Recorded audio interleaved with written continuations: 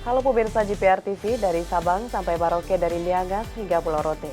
Bertemu lagi bersama saya Mona Azari Disak dalam program Kominfo Newsroom.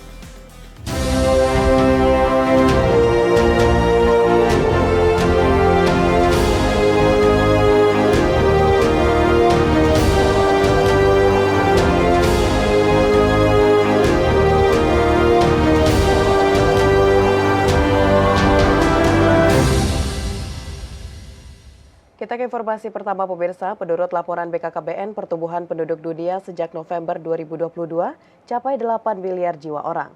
Laju pertumbuhan tersebut beriringan dengan peningkatan segala aspek. Badan Kependudukan dan Keluarga Berencana Nasional menyatakan bahwa pertumbuhan penduduk dunia yang sejak November 2002 lalu totalnya menjadi 8 miliar jiwa merupakan sebuah bukti perkembangan layanan kesehatan yang semakin baik. Deputi Bidang Pengendalian Penduduk BKKBN Bonifasius Prasetya Ikhtiarto menuturkan, jumlah penduduk dunia yang kini mencapai 8 miliar jiwa tersebut telah mengalami peningkatan yang amat cepat, yakni lebih dari 2 kali lipat dalam kurun waktu 50 tahun saja. Laju pertumbuhannya beriringan dengan peningkatan harapan hidup, perkembangan medis, dan peningkatan akses terhadap pelayanan kesehatan yang lebih baik. Jumlah kelahiran meningkat, sementara tingkat kematian menurun. Seiring dengan peningkatan harapan hidup, perkembangan medis, dan peningkatan akses terhadap pelayanan kesehatan yang lebih baik, jumlah kelahiran meningkat, sementara tingkat kematian juga menurun. Ini berarti bahwa populasi dunia terus bertambah dengan cepat. Hal ini mendorong kita untuk lebih memperhatikan kebutuhan masyarakat yang semakin besar seperti makanan, pendidikan, infrastruktur, perumahan, pelayanan kesehatan yang memadai. Sementara keberhasilan program KB di Indonesia telah membawa penurunan angka kelahiran total yang signifikan hingga mencapai angka yang ideal yaitu 2,18. Guna mengawal penduduk bisa tumbuh seimbang dengan tetap berkualitas, Boni mengingatkan situasi kependudukan di Indonesia merupakan persoalan kompleks yang multidimensi. Dengan demikian, perlu adanya pendekatan komprehensif dan berkesinambungan. Meskipun masih menyisakan disparitas antar wilayah yang cukup besar, namun kita harus mulai bergeser dari pengendalian kuantitas menjadi pengendalian kuantitas menjadi peningkatan kualitas. Ia berharap seluruh pemangku kepentingan bersama seluruh lapisan masyarakat akan dapat bersinergi, berkolaborasi, dan berkomitmen dalam menghadapi perubahan-perubahan demografi. Kementerian Kesehatan membentuk tenaga cadangan kesehatan di setiap daerah. Pembentukan tenaga cadangan kesehatan lantaran Indonesia merupakan negara yang mayoritas wilayahnya berada di zona kuning dan merah. Kementerian Kesehatan Republik Indonesia menyebutkan jumlah tenaga cadangan kesehatan Indonesia masih tidak merata. Sebaran tenaga cadangan kesehatan masih didominasi di Pulau Jawa. Kepala Pusat Krisis Kemenkes Republik Indonesia Sumarjaya mengatakan, ketidakmerataan tersebut juga diikuti oleh angka nakes yang bukan golongan tenaga cadangan kesehatan. Sumarjaya menyebut angka nakes hanya tinggi di Pulau Jawa pada provinsi tertentu saja seperti di DKI Jakarta, Jawa Timur, Daerah Istimewa Yogyakarta, dan yang lainnya. Kondisi tersebut membuat Indonesia berada dalam kondisi krisis kesehatan, yakni di mana masyarakat membutuhkan respon cepat di luar kebiasaan normal di samping kapasitas kesehatan yang kurang memadai. Untuk itu pihaknya masih membuka pendaftaran tenaga cadangan kesehatan, baik dari individu, tim, maupun emergency medical team. Sebagai bentuk apresiasi, pihaknya akan memberikan sertifikat penghargaan kepada relawan yang tergabung dalam tenaga cadangan kesehatan. Nah, sekarang itu nggak terlalu merata, ya, masih lebih banyak di Jawa. Nah, ini kita sekarang mencoba silakan mendaftar, ya memang mendaftarnya itu berat karena kriterianya Pak Busron, teman-teman media itu yang nomor 2 itu 24 jam untuk bergerak itu memang agak sulit.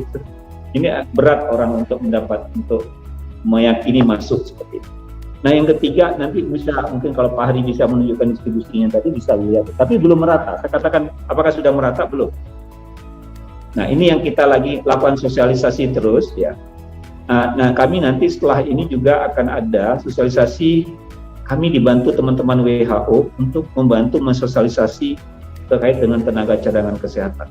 Kemenkes sebelumnya telah membuka pendaftaran tenaga cadangan kesehatan untuk menyiapkan sumber daya manusia yang kompeten dan siap dimobilisasi sewaktu kondisi tanggap darurat. Berdasarkan laman satusehat.kemkes.go.id, tenaga cadangan kesehatan yang telah bergabung sebagai individu berjumlah 9.494 tim berjumlah 182, dan emergency medical team berjumlah 358. Ini relawan semua. Relawan dari semua boleh ikut di sini. Dan tadi saya bilang dari OP, dari LSM, dari dari instansi juga boleh, ya, seperti TNI, Polri sudah masuk. Jadi tergabung dalam sini supaya memudahkan mobilisasi dan sesuai dengan kebutuhan pendekatan tadi. Itu intinya dalam tenaga cadangan.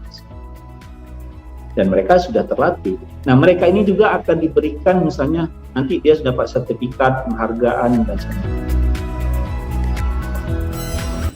Kita ke informasi lainnya, pemirsa. Juru bicara pemerintah untuk Satgas Penanganan COVID-19, Wiku Adhisa Smito menyatakan, meskipun status pandemi COVID-19 telah dicabut, masyarakat tak perlu khawatir, sebab penanganan pasien penyakit yang terkonfirmasi COVID-19 masih dijamin oleh pemerintah.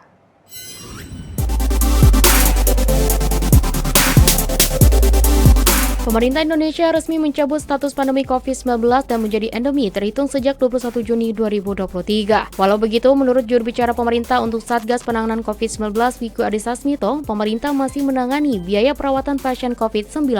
Dalam konferensi pers di kanal YouTube Sekretariat Presiden Kamis 22 Juni 2023, Wiku Adhisa Smito mengatakan belum ada perubahan kebijakan terkait penanganan pasien COVID-19.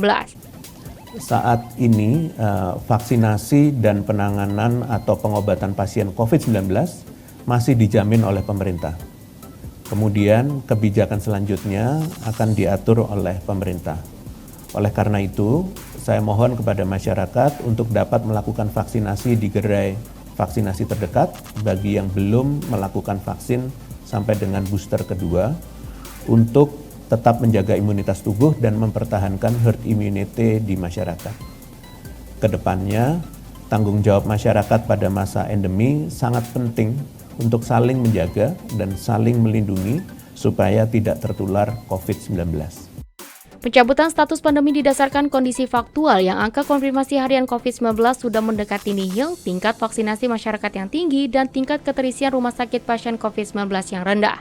Sebagaimana diketahui, Presiden Joko Widodo baru saja mencabut status pandemi COVID-19 menjadi endemi. Pencabutan status pandemi mengikuti pernyataan WHO yang terlebih dahulu pada 5 Mei 2023 mengenai pencabutan status COVID-19 sebagai kondisi kedaruratan kesehatan global. Pemirsa, pemerintah telah mencabut status pandemi COVID-19 menjadi endemi. Satgas COVID-19 yang bertugas dalam penanganan COVID-19 nantinya akan memiliki peran yang disesuaikan.